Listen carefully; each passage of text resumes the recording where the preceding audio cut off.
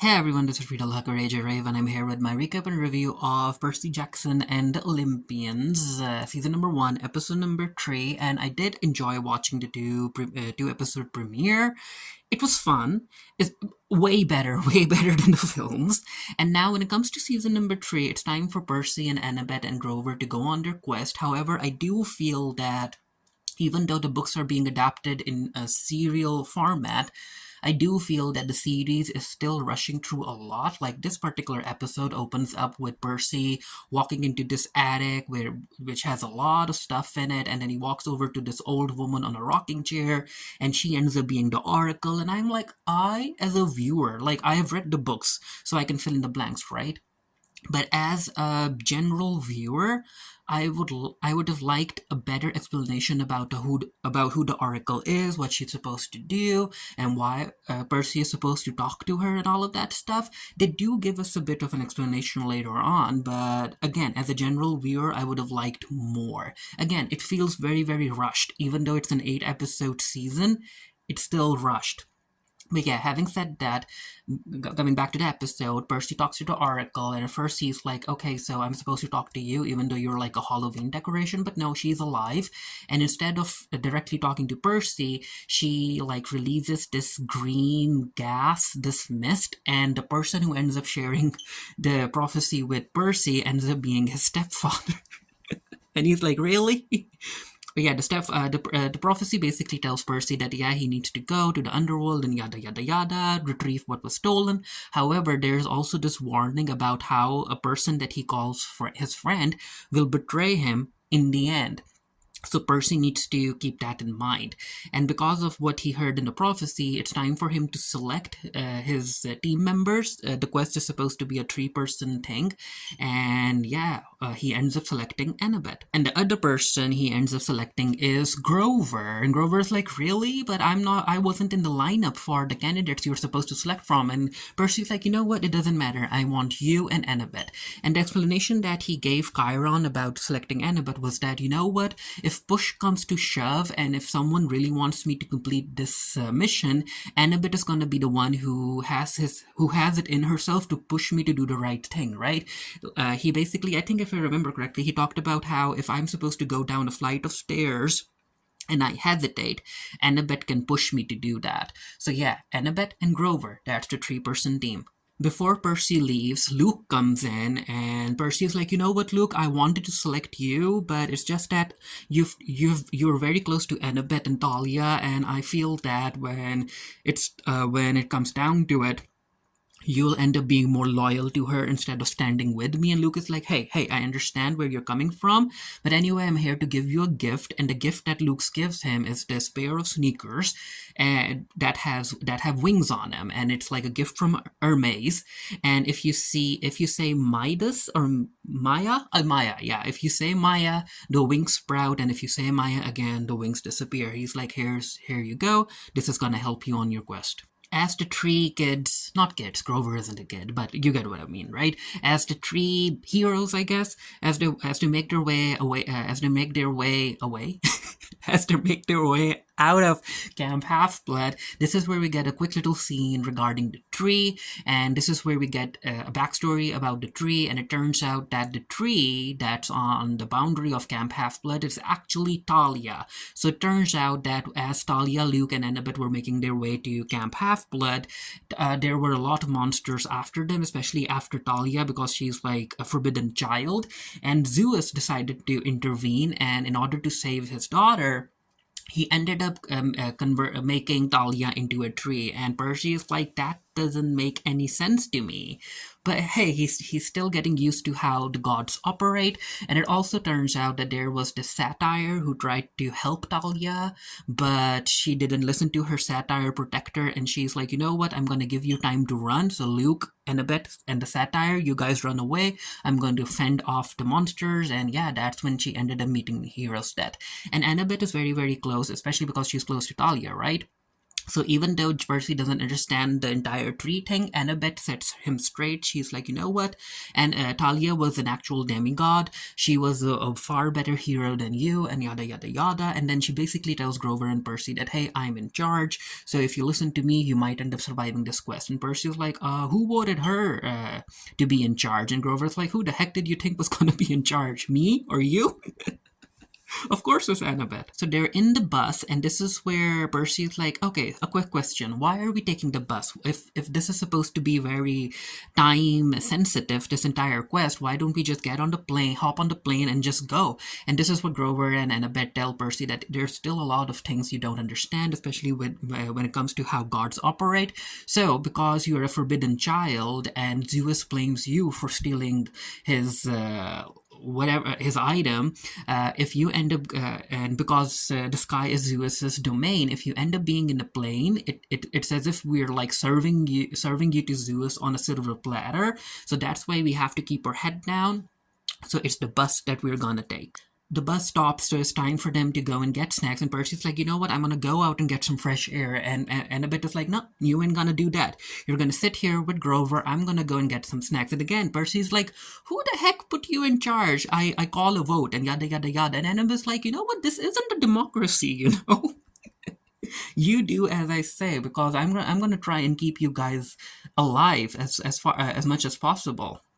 So, and as Percy and Annabeth are butting heads, this is where Grover tries to like sing a song about about being partners and all of that stuff. And Percy is not in the mood. While Annabeth is purchasing snacks for her teammates, this is where she notices a monster inside the shop, and she's like, okay, I need to warn my team members and yada yada yada. So she goes into the bus, and it turns out that the Fury that's after them, she's also in the bus as well. And Annabeth's like, you know what? I need to talk to her. So Annabeth, she wears her invisible cap, and she ends up talking to Alecto. I think the harpy's name is Alecto. Turns out that there's this offer that Alecto wants Annabeth to agree to, and she's like, hey, the offer's still on the table, and all you have to do is just step out of the way, and all I need to do is deliver Percy to my boss, and this will all be over. And Annabeth basically refuses to offer, and Alecto is she's disappointed in it. And there's this line where Alecto's like, you know what, Annabeth, you might end up being the most formidable demigod child ever. And I'm like, you know what, considering how the story continues in the series of books, she's right. So Alecto decides to attack Percy, and also we get the scene where Percy is like, okay, so the monsters can sense us, right? Because they sense fear, and Grover's like, no, that's bees. So basically, depending on the monster that's chasing you, the monster can sense you in a variety of ways. They can sense fear, they can sense your pride, they can sense your desperation, they can sense your loneliness, and all of that stuff. So again, lore building in the show, even though it's still a bit rushed. So anyway, Annabeth is like, no, I refuse to offer, and she tells Percy and Grover to get out of the bus and just run away. While they're trekking through the forest, there's a lot that happens in this particular scene. We end up realizing that the satyr protector that was supposed to protect Luke, Talia, and Annabeth, that was Grover. So in a sense, he ended up failing to protect Talia, and Percy, I guess, is gonna bring that conversation up again. And as they're walking through the forest, this is where Percy's like, you know what, why can't we just call Camp Half-Blood and ask them for help? And Annabeth is like, no, quests are supposed to be tough. Quests are supposed to change the course of history. It can even change how things operate over in Mount Olympus. So this was supposed to be hard, so you just have to deal with it. And also, if we call Camp Half-Blood, it would seem that we are giving up, and I don't want to do that. And also, Percy's like, you know what? Okay, so if we don't end up calling Camp Half-Blood, why don't we call your mother? Annabeth, you two seem to be close. And Annabeth is like, what the heck do you mean by that? And he's like, I mean, what's the last time you've talked to your mom? At least you have a connection with your mom. I haven't even met my father yet. And yeah, he basically takes a jab at Annabeth that she's so determined to do this quest and make her mother proud, and the mom in a way isn't necessarily offering any help. And in as far as Percy is concerned, the gods don't really love their children, because again, he experienced a lot of love through his mom. And Annabeth doesn't really want to continue arguing, and it's a good thing that she doesn't, because Grover steps in. Grover's like, shush, shush, shush, shush, I smell hamburgers. And because we are on the satire part, if someone is cooking hamburgers on a satire part, that person is probably from our world. They continue being chased by Electo, and yeah, this is where they realize that okay, so there's this garden Emporium thing near them, and it has a whole lot of statues, and it instantly clicks for them. They're like, oh no, the person that's been cooking hamburgers, it's Medusa. Of course, they shield their eyes from Medusa, and Medusa is like, okay, so it's up to you to make a decision. Are you gonna come into my house in order to get some protection, or are you gonna keep staying outside and let Electo kill you and whatnot?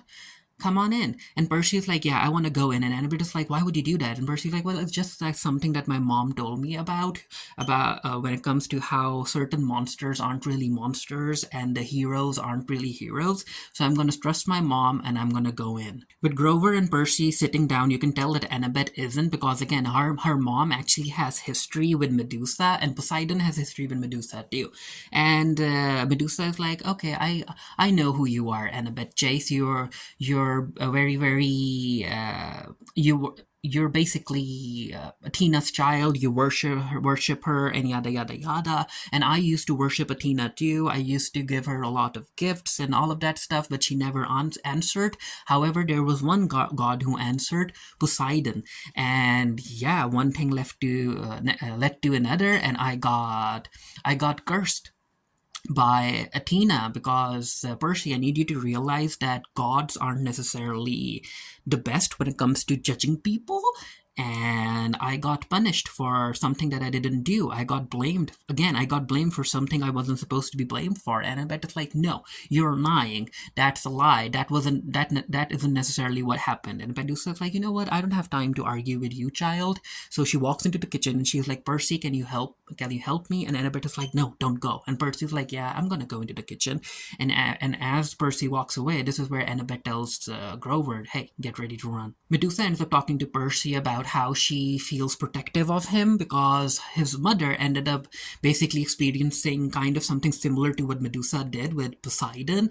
And she's like, so where is your mother? Is she okay? Is she still alive? She knows the answer, but she's basically telling Percy that whoever ends up meeting Poseidon, they end up, especially if you're a woman, you end up meeting a very, very bad fate. She ended up getting cursed. Percy's mom ended up getting sent to Hades, the underworld, and all of that stuff. And Medusa's like, hey, I understand. I know your heart. I can sense it. And I know that you're basically agreeing to do this quest in order to find a way to help your mom. And I can help you with that.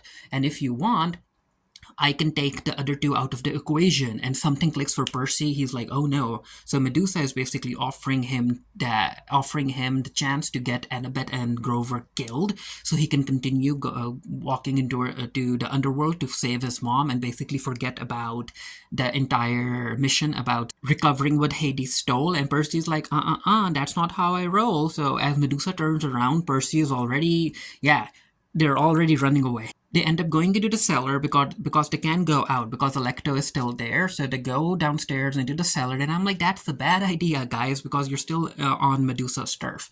So anyway, as they're running away, this is where Grover's like, okay, so this is a plan. I'm going to distract Medusa by taking to the air, because he's the one who's wearing the flying sneakers. And he's like, when I say Maya, that's when you guys go, right? But he ends up saying Maya way too early, and he ends up flying into the air, and Annabeth and Grover, and Annabeth and Percy are like, okay, so I guess it's just the two of us. So they have this go their separate ways because Medusa can't see all of them at once, and so they hide behind these statues who are basically Medusa's victims, and a lot of like these shipping crates. So they hide, and Medusa just walks around in her cellar, and she talks about how it's gonna be amazing when she ends up turning Poseidon's son into a statue and shipping him into Poseidon as revenge for what he did to him. And again, Athena too, because she's gonna turn Annabeth, because she's like, you know what, kids, I gave you a chance to basically not act like your parents, but no, you decided to side with your parents, so I'm going to teach you a lesson. So Percy and Annabeth still have their eyes closed, so this is where Grover comes in with a distraction. It distracts Medusa long enough for Annabeth to come in and put her invisibility cap onto Medusa, so Medusa ends up turning invisible, and Annabeth is like, okay, now. And Percy ends up slicing Medusa's head, and yeah, the head just rolls onto the floor, and I'm like, ooh. I'm not really sure how I feel about this entire fight sequence because it was kind of anticlimactic in my opinion. I mean, I get that if you end up making Medusa invisible, you won't end up turning into stone because actually you have to see Medusa for her power to work, right? So if you can't see her, she can't turn you to stone. However, after Percy ended up beheading her, shouldn't the rest of her body be like become visible, right? Shouldn't the body still be on the floor, beheaded body? But I guess it's a kids show, so Disney couldn't really show that. Disney also couldn't show Percy actually walking around with Medusa's head in his hands. And yeah, the head is still invisible, so he walks out. Electro is still here. Electro realizes what Percy is supposed to do. She tries to fly or actually attack him before he can attack her, but no, it's too late. Percy takes off the cap. Electro looks at Medusa's head and she turns to stone and she falls. But again, she will return because monsters, when they die like this, when they turn to dust, I think they return even if they're turned into stone. I could be wrong. They head back into the cellar, and this is where they realize that one of the statues is actually Grover's Uncle Ferdinand, and it turns out that he was never able to complete his journey because he ended up being turned into stone. However, Percy and Grover's like, yeah, this is disappointing, but there's one silver lining, right? That if you look at his face, Uncle Ferdinand's face, he's not afraid. He basically faced his fate in a very brave manner, and that gives Grover the motivation to continue on this journey. Percy and Annabeth are bickering again. This is where Grover's like, no, I have to step in. I have to be the adult here, the more mature one. And he's like, no, stop it. You guys need to stop fighting. And also, Percy, Annabeth is right. What the heck are you so afraid of when it comes to this quest and accepting who you are? Which links to the conversation they also had in the forest. And Percy's like, what do you mean? Grover's like, no, tell us the truth. What are you afraid of? And this is where Percy tells his teammates that when it comes to the prophecy that the oracle told me, she told me that I'm gonna be betrayed by one of my friends. So that's why I ended up selecting Annabeth, because I can never see her as a friend. And I'm like, ooh, that's cold. That's so cold, Percy, but it makes sense. And he's like, Annabeth, I didn't mean it that way. But still, it hurts Annabeth, right? And then he ends up turning to Grover, and he's like, I selected you because I knew that when it all comes down to it, you will always have my side. But yeah, I am afraid of the quest because I'm gonna get betrayed. And this is where Grover ends up making them realize that, hey, you know what? You guys got the chance to betray each other, but you didn't. Electro made an offer to Annabeth in exchange for Percy, but she refused. And then Medusa ended up making an offer to Percy. But he also refused, so they're already working on building their teamwork. Ooh, also, when Percy and Annabeth were bickering, Percy ended up basically suggesting that, hey, what the heck are we supposed to do with Medusa's head? If we keep the invisibility cap on Medusa, we can bury her, right? And she won't be able to harm anyone else. And Annabeth and I was like, Percy, that cap belongs to Annabeth. It was a gift from her mom. That should mean something to you. And Grover kind of calls him out on that too. And Percy is like, okay, fine, a change of plan. So he's like, okay, so Medusa ends up using Hermes Express delivery service. So we're going to use that, and we're going to send Medusa's head to the gods. And Percy and Annabeth and Grover's like, no, don't do that. That's going to be disrespectful. And Percy's like, nah, well, it depends on how you see it, right? Because Athena and Medusa have a past with each other, they hold a grudge. If they end up sending Medusa's head to Athena, it might be considered an offering, right? And Annabeth's like, I guess so. So yeah, they end up sending Medusa's head to Mount Olympus, and we end up getting introduced to Hermes, and Hermes is being played by Lin-Manuel Miranda, and he has Medusa's head in a box in his hands, and he walks up, and he goes up to, I think, the 600th floor, and the elevator opens, and he's like, hey guys, you aren't gonna believe this. And this is where the episode ends. And yeah, it was an enjoyable episode. However, I do feel that the battle with Medusa, it was a bit anticlimactic. I have to say that I actually liked how Medusa was handled in the movie. In a way, I like that. But when it comes to the episode, I liked how Annabeth was actually involved in taking down Medusa. So that was good. Jamie from the Geekery will be doing a written review for of the episode, and I'll leave a link to her review down in the comment section below. Make sure to check that out, and yeah, let me know what you thought of the episode. Are you excited for what's to come next? I think according to the preview, it's gonna be another battle. But yeah, let me know, and until next time, stay happy, stay safe, stay blessed. See you guys later.